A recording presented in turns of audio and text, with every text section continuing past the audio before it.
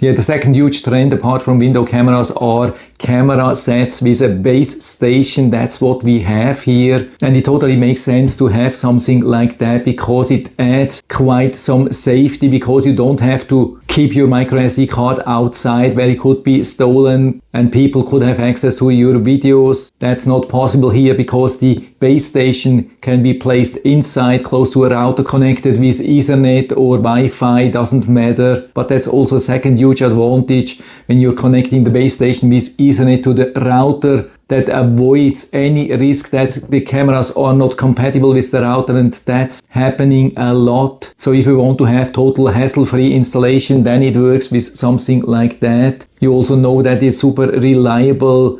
You won't get any complaints from your children that your security cameras are using too much bandwidth of your Wi-Fi routers. So huge advantages. But of course you also want to have very advanced camera with very high specs, and I think we have it here with this Obligz OZ-S3-K2 for the 2 set. I've tested already a couple of Obligz cameras and they have been performing all really good, and not only short term but also long term. That's very important. They have been withstanding rain, heat, cold, even hail. Of course I got this set for free from the seller, but it's still my honest opinion because I would never claim something which is not true. So I'm going to take it out of the box, show you everything what you get, how to connect, how to install, and then I'm going to show you some live footage from day and night. We get also a sticker and the user manual, comes nicely protected, and here we get everything what we need. Here we get these cameras, and what's awesome here is that is already connected to the camera mount, so super easy to install. We just have to remove this plate here, then screw it to a wall fence or wherever you need, and after that you can just screw it back, and it's still adjustable to every angle you want. And on top we have already this large solar panel built in, so no need to find an additional place for the solar panels. But of course that also means that you have to install these cameras in a sunny place. You can't install it directly under a roof. Also impressive, these 4 white lights here which can illuminate the area during the night really nicely. So we have even a good colorful night vision, and we have a high resolution of 4 megapixel for pictures and 2.5K for videos. We have also built-in microphone and speaker for 2-way audio, so can also talk to people. Yeah, if you want to have the easiest installation, that's probably the set for you. And we get also the Ethernet cable for this base station, and the power supply, and the USB cable also for the base station. And so here we have the whole set. And so what we need on top of that is the ArcCTV app. You can download it from the Google Play or Apple App Store. And then we have to power on the base station, plug in the power supply, connect the USB A to C cable, plug it in here. By the way, we can also see that the microSD card is already inserted, 64 gigabytes. You don't have to take it out, just wanted to show you that here.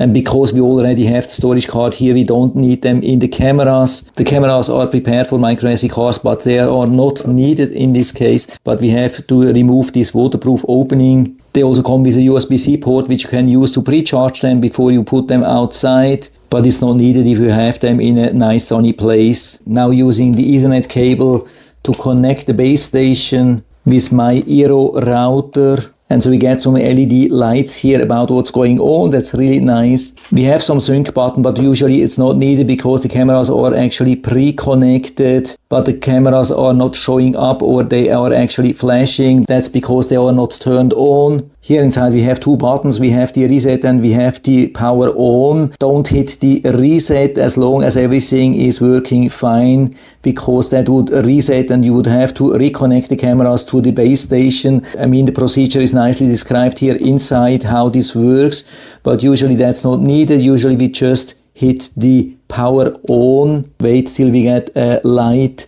Now we can see the blue light, and I get also confirmation that it's ready, and I do same thing here from the front, the left button, blue light also here. And so let's see what's going on.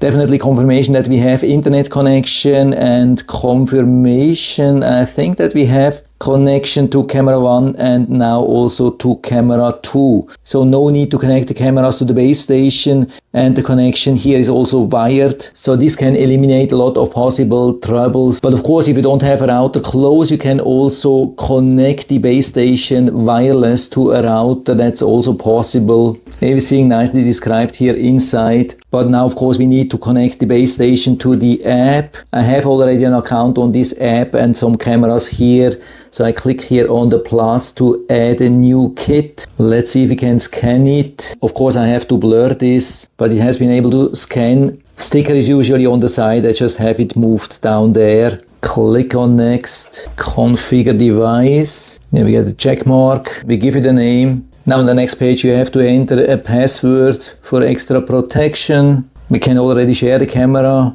So let's click on live view, and we definitely have the live view here. You can already see that. I move this a little bit to the side. You can see really nicely transmitting or streaming both camera signals at the same time. So if you like, you can also add more cameras, up to 4 in total. But the setup here is absolutely amazing. So super easy, doesn't get any easier than that. Just pretty much plug and play. And so I'm using these standard fence brackets to attach the camera mount on top using number 8 self-drill screws. Let's see how this works. Okay, second screw. Probably I don't need even more than that.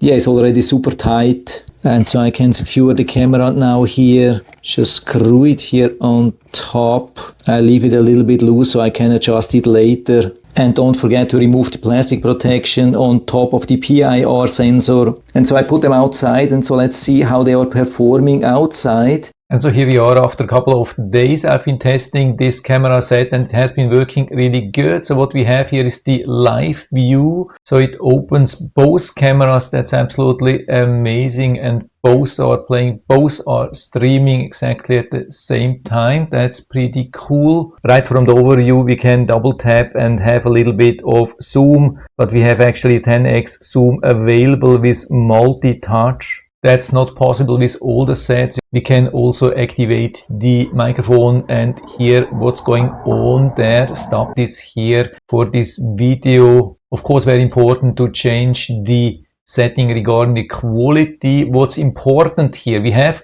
2 cameras, or you could even add 4 cameras. So these settings here are only working for the highlighted cameras. So here I clicked on the top, so everything what I do is regarding this camera, and so you can see when I click down here, it's still on the SD quality, which is always the starting quality for better streaming or faster streaming. So I go here as well to HD. If you reboot or go back to this screen here, it will be back to SD. So in case you were wondering why the quality is not so good, then check this one here. And of course, the audio will be only from the camera which you have been selecting. You can also make screenshots directly or start video recording. Of course, again, only the camera which you have been selecting. Then you can click on it, share it directly from there. Down here you can select how many cameras we want to see, 1, 2, or even 4 if we have. So we would have then this screen here. Of course, cameras are a little bit small, so we can make the whole thing larger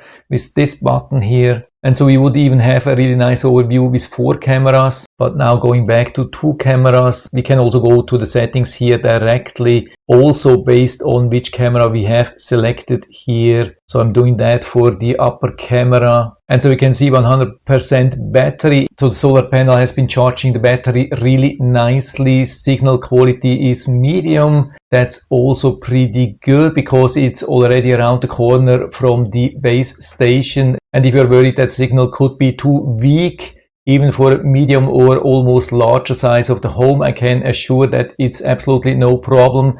I've done a test, been walking around the whole home carrying the camera, and it has been working the whole time. No lags, no interruptions, no nothing. But unfortunately, I forgot to activate HD, 2K video, and so it has been recording in the default setting with SD, low resolution. That's exactly what I was showing you before. But you don't have to be worried, that's only affecting the manual recording. Everything which is automatically recorded is recorded in full HD resolution 2K. We can see also some stuff from the base station when we click here, go a little bit down. So we can even set some sync alarms, check the storage settings, everything good so far. We can also download local video files. So we select the camera here. As far as I know, these are the automatic recordings. And so that's absolutely amazing what we have here. So we can select multiple events for downloading. I think the limit is 9 videos at one time, but it's still a lot. And so we can then click on download, and so it will download video after video automatically. So you don't have to do anything. You just stay here and wait till everything is finished. That's awesome. Of course, at the beginning, these icons are not showing any preview, but usually we are checking the events anyway. Also, after downloading the videos, takes a couple of seconds, and after that you will get this icon. You can see that here.